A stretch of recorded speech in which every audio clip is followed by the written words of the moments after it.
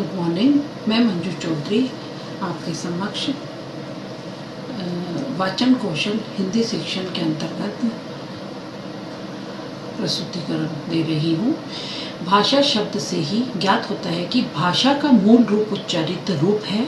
इसका दृष्टिकोण प्रतीक लिपिबद्ध होता है। मुद्रित रूप लिपिबद्ध रूप का प्रतिनिधि है।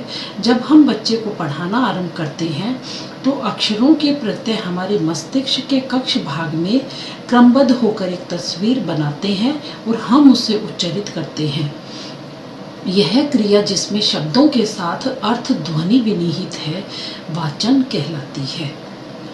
कैथरीन ओकानर के मतानुसार वाचन वह जटिल अधिगम प्रक्रिया है जिसमें दृश्य श्रव्यों सर्किटों का मस्तिष्क के अधिगम केंद्र से संबंध निहित है। लिखित भाषा के ध्वन्यात्मक पाठ को मौखिक पठन कहते हैं, पर बिना अर्थ ग्रहण किए गए पढ़ने को पठन नहीं कहा जा सकता। पठन की क्रिया में अर्थ ग्रहण करना आवश्यक होता है। अर्थ ग्रहण किस सीमा तक होता है यह तो पठनकर्ता के ज्ञान एवं कौशल पर निर्भर है। वाचन पठन का महत्व। वाचन के जीवन के प्रत्येक क्षेत्रों में आवश्यकता होती है। वाचन की योग्यता न रखने से व्यक्ति संसार की सांस्कृतिक महानता में अपने अस्तित्व का आनंद नहीं ले पाता। वाचन योग्यता के बिना मनुष्य के जीवन में कई प्रकार की बाधाएं खड़ी हो जाती हैं। निम्नांकित तथ्यों से वाचन के महत्व को आंका जा सकता है। वाचन शिक्षा प्राप्ति में सहायक है। सेकंड, वाचन कौशल ज्ञानोपार्जन का साधन है, क्योंकि पाठ्य पुस्तक पढ़ने से तो केवल ज्ञान के दर्शन होते हैं। संदर्भ ग्रंथ पढ़ने से ज्ञान की पिपासा कुछ हद तक शांत होती है। आधुनिक युग विशिष्टताओं का युग है। व्यक्ति जिस भी व्यवसाय में है वह विशिष्टता प्राप्त करना चाहता है, नवीनतम जानकारी प्राप्त करना चाहता है। यह जानकारी उसे पुस्तकों से मिलती है। सामाजिक दृष्टिकोण से भी वाचन बहुत महत्वपूर्ण है। सामाजिक कार्यों तथा दैनिक कार्यों में मनुष्य को कहीं कुछ पढ़कर सुनाना पड़ता है, कहीं अभिनंदन पत्र पढ़ना होता है, कहीं किसी महापुरुष या नेता का संदेश पढ़कर सुनाना होता है, कहीं पत्र लिखने पढ़ने होते हैं। अतः इस प्रकार के अनेकों सामाजिक कार्यों में वाचन की आवश्यकता से उसकी सामाजिक उपयोगिता बढ़ जाती है। लोकतंत्रात्मक युग में वाचन का महत्व और भी बढ़ गया है। चुनावों के दौरान राजनीतिक दलों के घोषणा प्रकाशित होते रहते हैं। उन्हें अच्छी प्रकार से समझने के लिए वाचन की योग्यता का होना आवश्यक है। अतः लोकतंत्रात्मक प्रवृत्ति के विकास में वाचन महत्वपूर्ण भूमिका निभा सकता है। वाचन मनोरंजन का महत्वपूर्ण साधन है। घर में उपवन में व्यक्ति कहीं भी अपनी बोरियत को दूर करने के लिए कहानी, पत्रिका इत्यादि पढ़कर समय का सदुपयोग कर सकता है। राजनीतिक, सामाजिक, साहित्यिक तथा सांस्कृतिक विकास के लिए आलोचनात्मक दृष्टिकोण का विकसित होना आवश्यक है। आलोचनात्मक दृष्टिकोण के विकास के लिए अध्ययन अति आवश्यक है और अध्ययन वाचन का ही एक रूप है। पाठन के कौशल के उद्देश्य। बालकों के स्वर में आरोह अवरोह का ऐसा अभ्यास करा दिया जाए कि वे यथावसर भावों के अनुकूल स्वर में लोच देकर पढ़ें। बालकों को वाचन के माध्यम से शब्द ध्वनियों का पूर्ण ज्ञान कराया जाता है। वाचन की इस कला से छात्रा मुंह व जीवा के उचित स्थान से ध्वनि उच्चारित करते रहेंगे। वाचन के माध्यम से शब्दों पर उचित बल दिया जाता है। छात्रा पढ़कर उसका भाव समझे तथा दूसरों को भी समझाए। वाचन का यह एक उद्देश्य है। वाचन से अक्षर, उच्चारण, ध्वनि, बल, निर्गम, सस्वरता आदि को सम्यक संस्कार प्राप्त होता है।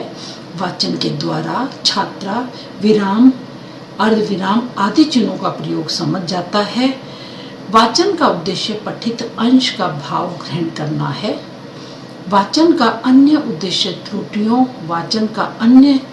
का निवारण भी है। वाचन शब्द भंडार में वृद्धि करता है। वाचन से स्वाध्याय की प्रवृत्ति जागृत होती है। पठन के आधार। वाचन मुद्रा का अर्थ है बैठने खड़े होने का ढंग, वाचन सामग्री, हाथ में ग्रहण करने की रीति तथा भावानुसार हाथ, पैर, नेत्र आदि अन्य अंगों का संचालन। भावानुसार स्वर के उचित आरोह अवरोह के साथ पढ़ना वाचन शैली है। प्रत्येक वाचक को वाचन करते समय बाएं हाथ में पुस्तक को इस प्रकार बीच में पकड़ना चाहिए कि ऊपर उसके बीच में मोड़ पर बाएं हाथ का अंगूठा आ जाए और दूसरा हाथ भावाभिव्यक्ति के लिए खुला छुटा रहे। बड़ी पुस्तक को दोनों हाथों से पकड़ा जा सकता है। पढ़ते समय दृष्टि पुस्तक पर ही ना रहे वरन छात्रों की ओर भी देख लेना चाहिए। सुंदर वाचन में निम्न गुणों का होना जरूरी है। प्रत्येक अक्षर को शुद्ध तथा स्पष्ट उच्चारित करना, वाचन में सुंदरता के साथ प्रवाह बनाए रखना, मधुरता, प्रभावोत्पादकता तथा चमत्कार पूर्ण ढंग से आरोह अवरोह के साथ वाचन होना चाहिए। प्रत्येक शब्द को अन्य शब्दों से अलग करके उच्चारित बल तथा विराम के साथ पढ़ना। पठन कौशल के शिक्षण विधियां। शब्द तत्व पर आधारित विधियां। वर्ण बोध विधि। इस विधि में पहले छात्रों को वर्णों का ज्ञान कराया जाता है। वर्णों में भी स्वर पहले और व्यंजन बाद में सिखाए जाएं। फिर मात्राओं का ज्ञान कराया जाए। मात्राओं के उपरांत संयुक्ताक्षरों की जानकारी दी जाए। यह विधि मनोवैज्ञानिक नहीं है। इसका आधार यह है कि जब तक बालक को अक्षर का ज्ञान नहीं होगा तब तक वह उच्चारण या वाचन नहीं सीख सकता है। ध्वनि साम्य विधि। यह विधि वर्ण बोध विधि का संशोधित रूप है। इसमें समान उच्चारण वाले शब्दों को साथ साथ सिखाए जाएं, यथा राम, नाम, काम, शाम, गर्भ, मेला, रेला, धर्म, कर्म, चर्म, केला, ठेला। उपर्युक्त विधि में ध्वनियों पर विशेष ध्यान दिया जाता है। इसी कारण वाक्यांश वाक्य की अर्थ व शब्द गुण हो जाते हैं। स्वरोच्चारण विधि। इस विधि में अक्षरों एवं शब्दों को उनकी स्वर ध्वनि के अनुसार पढ़ाया जाता है। इसमें 12 खड़ी को आधार माना जाता है, जैसे क, का, की, कु, के, कई, को, कौ, कनु के। इसमें स्वर के बिना व्यंजन नहीं सिखा सकते। यह विधि प्रगतिशील एवं मनोवैज्ञानिक नहीं है। अर्थ ग्रहण पर आधारित विधियां। देखो और कहो विधि। इस विधि में शब्द से संबंधित वस्तु या चित्र दिखाकर पहले शब्द का ज्ञान कराया जाता है। चित्र के नीचे वस्तु का नाम लिखा होता है। चित्र परिचित होने के कारण बच्चे आसानी से शब्द से साहचर्य स्थापित कर लेते हैं। अध्यापक का अनुकरण करते हुए बच्चे शब्द का उच्चारण करते हैं। कई बार देखने, सुनने और बोलने से वर्णों के चित्र मस्तिष्क पर अंकित हो जाते हैं। गुण। यह विधि मनोवैज्ञानिक है। इसमें पूर्ण से अंश की ओर, ज्ञात से अज्ञात की ओर, सरल से जटिल की ओर आदि शिक्षण सूत्रों का पालन होता है। दोष। इस विधि में सभी शब्दों के चित्र उपस्थित करना असंभव है। बच्चे चित्र से साहचर्य स्थापित कर लेते हैं। चित्र के अभाव में शब्द पढ़ना कठिन हो जाता है। वाक्य विधि। इस विधि के प्रतिपादकों का मत है कि बालक वाक्य या वाक्यांशों में बोलता है। इसकी इकाई वाक्य है, शब्द नहीं। इसलिए प्रारंभ से ही बालकों को वाक्यों से ही वाचन शुरू कराना चाहिए। यह विधि मनोवैज्ञानिक है। पहले वाक्य, फिर शब्द, फिर वर्ण। इस क्रम से बच्चों को वाचन का अभ्यास कराया जाता है। कहानी विधि। इस विधि में छोटे छोटे वाक्यों से निर्मित कहानी, चार्ट व चित्रों के माध्यम से बच्चों के समक्ष प्रस्तुत की जाती है। शिक्षक इस कहानी को कक्षा में कहता है। इसके बाद शिक्षक कहानी को शामपट पर लिखता है व वाचन करता है। विद्यार्थी शिक्षक का अनुकरण करते हैं। वाक्य के विश्लेषण के माध्यम से छात्र शब्द एवं वर्णों का ज्ञान प्राप्त करते हैं। गुण। यह वाक्य विधि का परिष्कृत रूप है। अनुकरण विधि। यह विधि देखो और कहो विधि का दूसरा स्वरूप है। इसमें अध्यापक एक एक शब्द बालकों के समक्ष कहता है और छात्र उसे दोहराते हुए अनुकरण करते हैं। इस प्रकार छात्र शब्द ध्वनि का उच्चारण एवं वाचन सीखते हैं। संपर्क विधि, इस विधि का प्रचार मॉन्टेसरी ने किया था। इसमें पहले बालकों को चित्र, खिलौने, वस्तुएं आदि से परिचित कराते हैं, उनके आगे उन वस्तुओं के कार्ड रखते हैं, फिर कार्डों को आपस में मिला देते हैं और बच्चों को कहा जाता है जो कार्ड जिस वस्तु से संपर्क रखते हैं उसके आगे पुनः रख दें। इस संपर्क प्रणाली के अभ्यास से धीरे धीरे छात्र शब्द व वर्ण से परिचित हो जाते हैं। हिंदी वाचन में ये विधि विशेष सहायक नहीं है। उपयुक्त विधि, वाचन के लिए उपयुक्त विधि में निम्न तथ्यों पर ध्यान दिया जाए।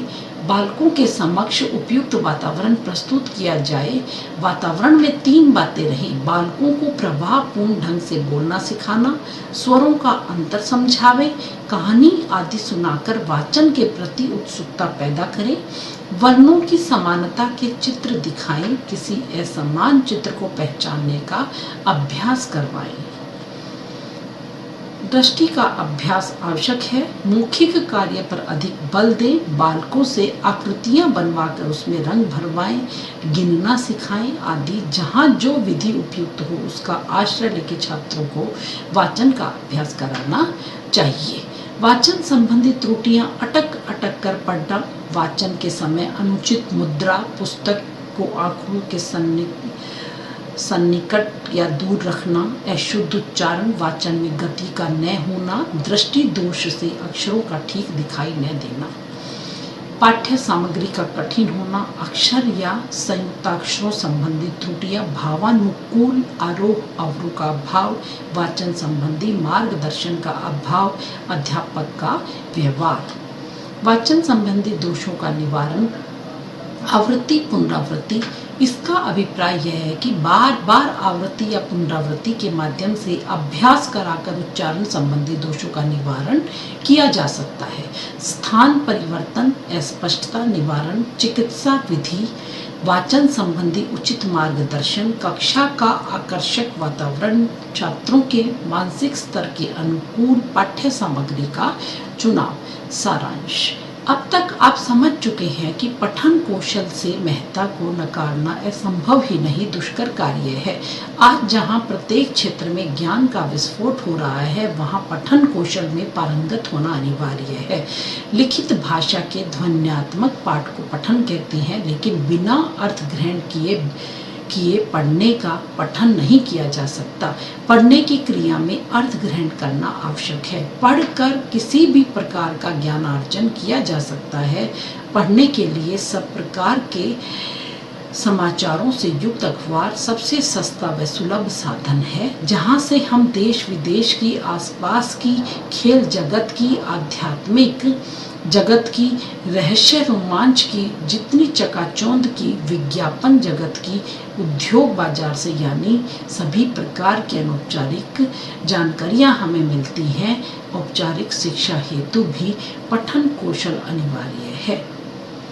उद्देश्य, गुण या विशेषताएं प्रणाली वाचन कौशल में दक्ष बनाती है।